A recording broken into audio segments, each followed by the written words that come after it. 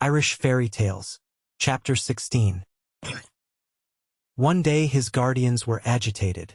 They held confabulations at which Finn was not permitted to assist. A man who passed by in the morning had spoken to them. They fed the man, and during his feeding Finn had been shooed from the door as if he were a chicken. When the stranger took his road, the women went with him a short distance. As they passed, the man lifted a hand and bent a knee to Finn. "My soul to you, young master," he said, and as he said it, Finn knew that he could have the man's soul or his boots or his feet or anything that belonged to him. When the women returned, they were mysterious and whispery. They chased Finn into the house, and when they got him in, they chased him out again. They chased each other around the house for another whisper. They calculated things by the shape of clouds, by lengths of shadows, by the flight of birds, by two flies racing on a flat stone, by throwing bones over their left shoulders, and by every kind of trick and game and chance that you could put a mind to.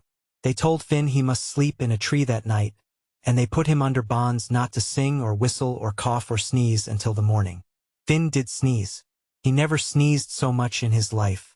He sat up in his tree and nearly sneezed himself out of it.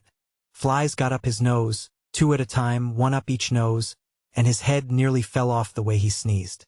"You are doing that on purpose," said a savage whisper from the foot of the tree. But Finn was not doing it on purpose. He tucked himself into a fork the way he had been taught, and he passed the crawliest, tickliest night he had ever known. After a while he did not want to sneeze, he wanted to scream, and in particular he wanted to come down from the tree. But he did not scream, nor did he leave the tree. His word was passed, and he stayed in his tree as silent as a mouse and as watchful, until he fell out of it. In the morning a band of traveling poets were passing, and the women handed Finn over to them. This time they could not prevent him overhearing. "The sons of Morna," they said, and Finn's heart might have swelled with rage, but that it was already swollen with adventure. And also the expected was happening.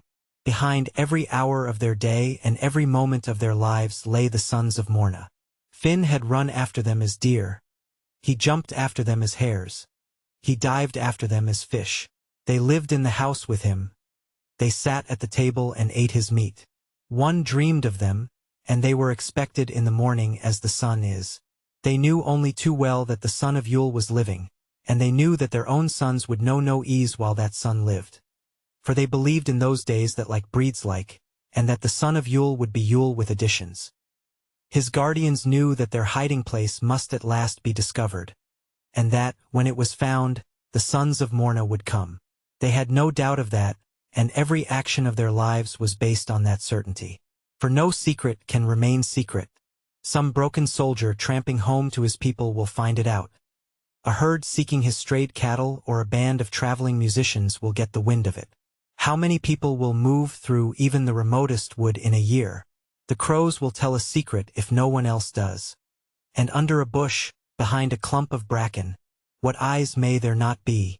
But if your secret is legged like a young goat, if it is tongued like a wolf, one can hide a baby, but you cannot hide a boy. He will rove unless you tie him to a post, and he will whistle then. The sons of Morna came, but there were only two grim women living in a lonely hut to greet them. We may be sure they were well greeted.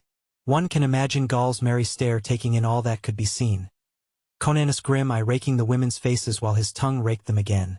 The rough Mac Morna shouldering here and there in the house and about it, with maybe a hatchet in his hand, and Art Og coursing further afield and vowing that if the cub was there he would find him.